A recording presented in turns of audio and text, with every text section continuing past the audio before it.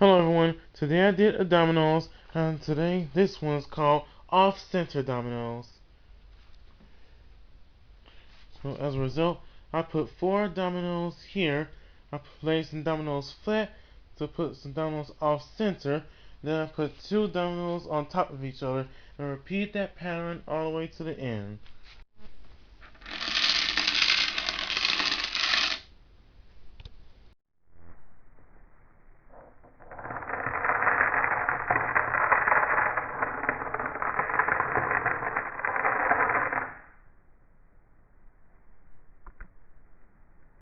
Okay, I did my dominoes today, and this time I did the stonehenge.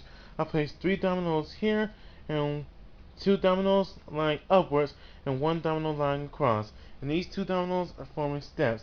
I'll repeat this pattern all the way to the end, and let's see what happens.